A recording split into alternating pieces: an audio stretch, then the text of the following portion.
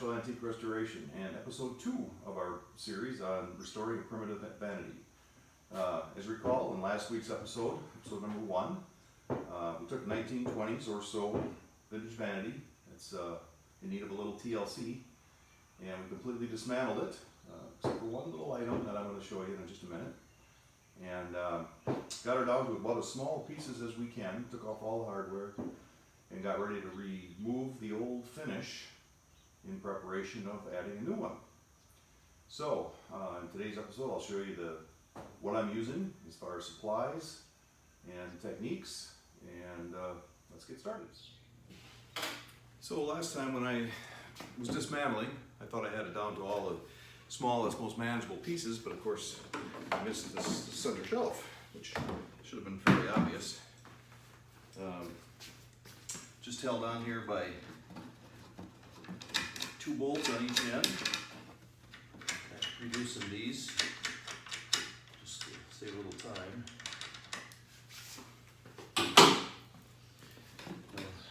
Just pull the nuts off.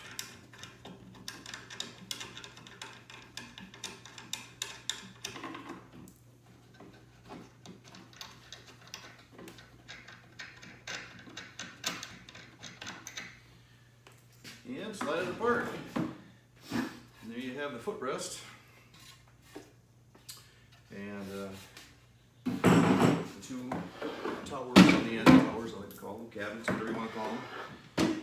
That'll make it a whole lot easier to strip and refinish the interior portions of that. So we will commence with the stripping process. Over the supplies needed. First and foremost, I guess, is the stripper. This is the brand I use. Quick Strip from Clean Strip. It's kind of a paste. It helps adhere to the surface. If you're working on like a vertical surface, it doesn't run right off. It sticks better. To apply that, I use again an old coffee can, and I have an old paintbrush. It's just a 1-inch ratty old paintbrush I had, whatever. You'll never use it again for anything else, so just use whatever you have laying around. Get another coffee can that will scrape the used stripper and varnish off into. As you can see, it's not a very pretty picture, but there's stuff in there from a prior project. It's just an easy way to contain that and then dispose of it. Need a pail. I use a pail. This is one I've used a lot, so it looks pretty dirty. An old rag and some hot water. Hot water just helps clean the surface off when you're all done. And then I use a steel wool, kind of a heavy grade. This is grade 3. You can see the number 3 on there. Number 2 would work. Number 3 would work. Even a number 1, depending on what kind of wood you're using. You're working with. You don't want to scratch it. 3 can be pretty tough, but if you're careful with it, you won't do any kind of damage. I always like to keep some cardboard laying around, some old boxes or whatever. When you're stripping, you put it down on the floor, put your sawhorses on top of it, and then the pieces you're working on top of the sawhorse. That way, you're bound to drip water or stripper onto the off the piece. It's just better to catch it on that than have to clean up the floor later. So last thing I guess is just a handy little jackknife. Get in the nooks and crannies. Toothbrush also works. An old toothbrush. Get some carving, or sometimes in the corners. It's hard to get to with the steel wool. Just use the point of your knife, and while it's still wet, you can scrape the excess stripper and varnish and that right out of the corners and that. So anyway, that's the items I use. Show you my sawhorses here. They're nothing pretty again, but that's what I use. Been using them for a long time. That's what they look like they do. And anyway, we'll get started. Also necessary is your favorite mug with whatever beverage you want in it.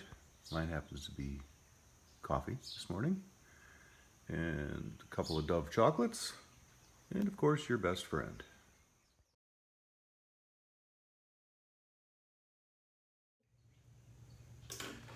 So as you can see, I've got my cardboard on the floor. I got my sawhorses, and here's the first piece I'm going to start on. This is the footrest that I just took off of the two stacks, the two cabinets. So I've got some stripper in a coffee can. Got my brush. Just going to wipe it on there.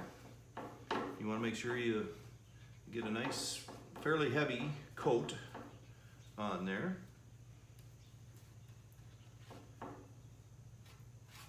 And so you can see it's already starting to work. You can see that. I'll get you up close here in just a second.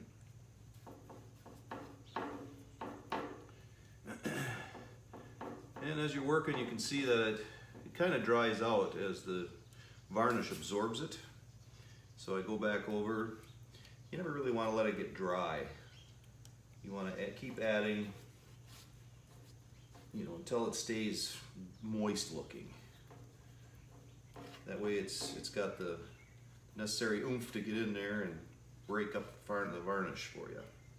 The paint, whatever you got on there. Paint will work. It'll work on paint also. I don't work with a real lot of painted items, but occasionally I will, depending on what it is, how special it is.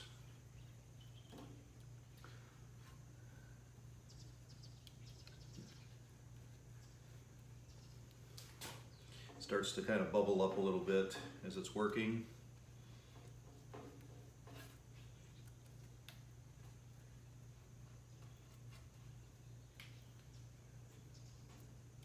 You can be a bit sloppy with it because you've got your cardboard down. You don't, like I said, you don't want to waste it. But get you more of a close-up here. As you can see, it's starting to bubble up a little bit. And there's the top coat coming off. I think somebody went over the original coat with some paint or something, try to make it look better. I think it was a fail, but that's why we're redoing it. So, takes, depending on what kind of a finish it is, this obviously isn't going to take very long. Sometimes you got to let her sit for 10 or even 15 minutes, continually applying a little bit extra to get through. If you've got more than one coat, sometimes paint will take a little bit longer. This is going to be fairly quick, which is good. Let that work for another minute or two here. Go over and grab my other coffee can with my scraper. And as you can see, I've got some stuff in there from last time, but that's why these coffee cans come in so handy. Nice plastic, they got a little handle on, they're easy to hold, and we also like Folgers. So I'll take my scraper and give it a try, see what we got. You can see that old finish is coming off. Scrape it right into my can. Really exposes the wood. I'll show you a tag on the back of the unit in just a second, but give you some insight to what kind of wood it's made out of also. Sometimes it's hard to tell if they don't have a cake finish on there. But you get off as much as you can. It's just going to keep your water clean. And if the first coat of stripper doesn't work, sometimes you got to apply a second one and let it sit for a few minutes. So, got my pail of hot water.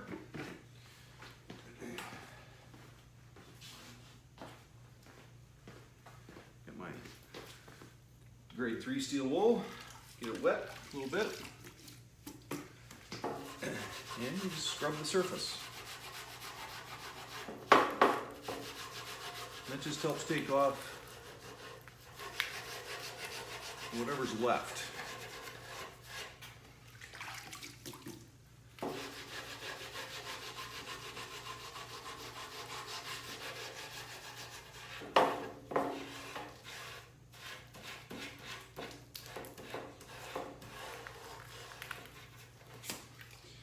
certainly wear gloves with this if you don't like getting your hands dirty or whatever, but with the steel wool I found that just punctures holes in your gloves, so I tend not to wear it. But each his own, I guess, on that one.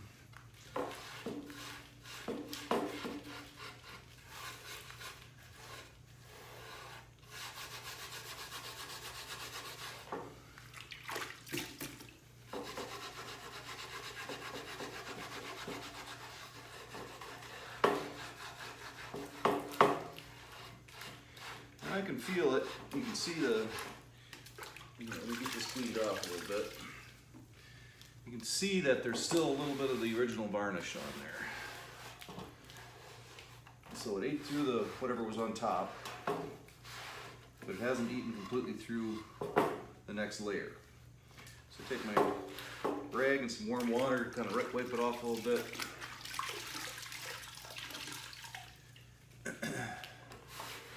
Up all the residue.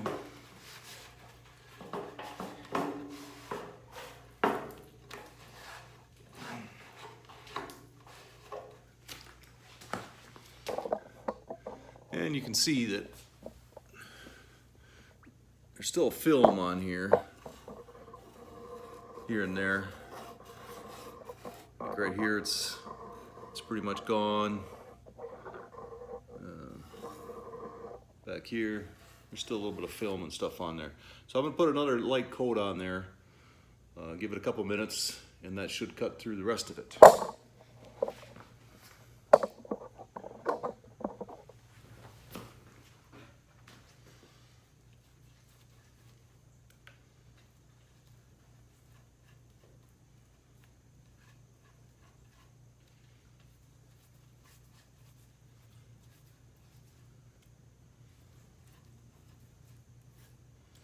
That beautiful grain that they were hiding with whatever that finish was they had on there.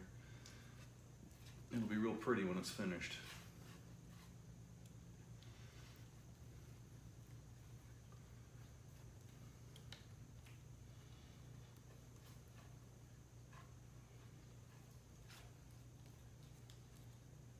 It probably should do it. We'll let that sit for a couple minutes.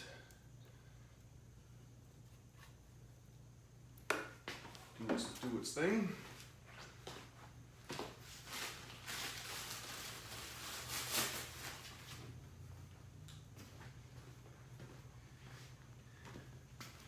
Again, this is the stripper I use. Clean Strip is a brand, but it's paint and varnish. And anyway, this is a kind of a paste formula. They do make a liquid formula, but I prefer the paste.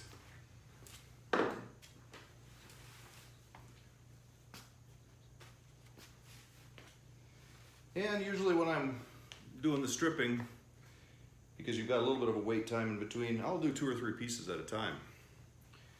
Different stages. So when one's one you just put the stripper on, the other piece you're maybe scraping the first coat off, and putting on second one if it needs it, or if not, then you just start on another one.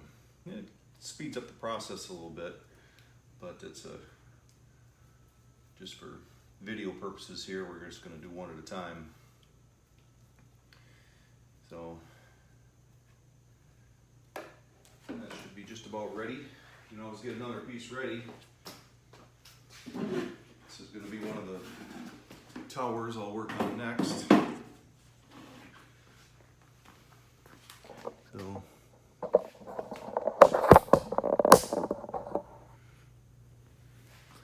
adjust my camera a little bit here. Pardon my fingers. Kind of new to this whole video, so hopefully you're enjoying it and learning a little something. I'll go ahead and get started on this one as long as we got some time.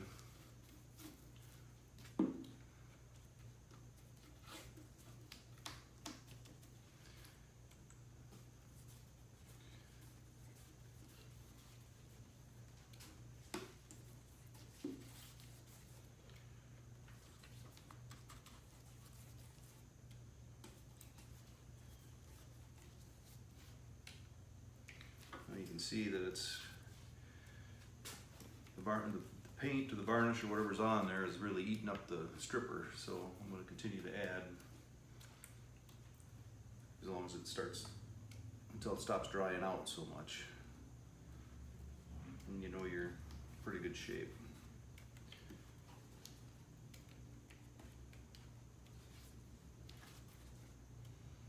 You don't want to get too big of a spot all at once, because you want to be able to take care of it while it's still wet. You know, if you try to do a whole tabletop, for instance, at one time, it makes it pretty difficult to scrape it, get your steel wool, wash it all off without it drying in between, and it just makes it a cleaner strip job if you take smaller sections like this. You know, you wouldn't want to try to do this whole stack of cabinets at one time, both sides, the top, front. Just doing too much at one time. So legs, I'll wait and do the legs separately. So while that's working, we'll come back over here to the other piece, and scraper. Oh, it's going to be pretty. That looks like it's taken off the rest of whatever finish was on there. Probably the original stain and varnish that was, you know, applied back in whenever, 1920. Maybe even earlier, who knows.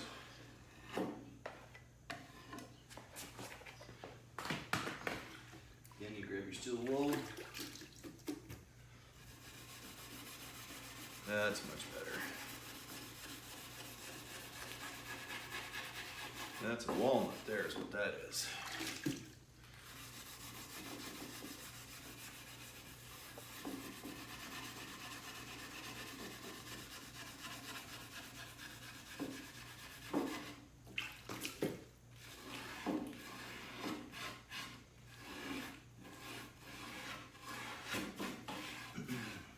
It's a walnut veneer over something cheaper underneath. This piece here that's showing,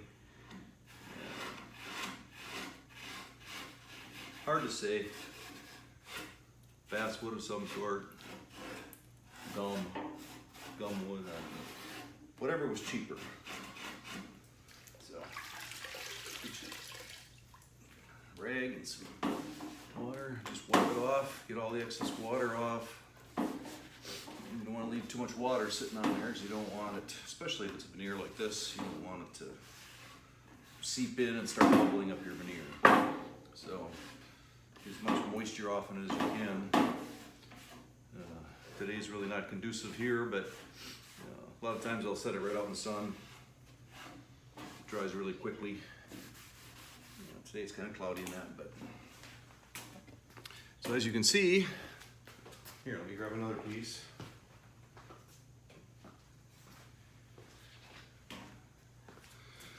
The grain that comes through, as opposed to, this was the finish that was on it, this paint.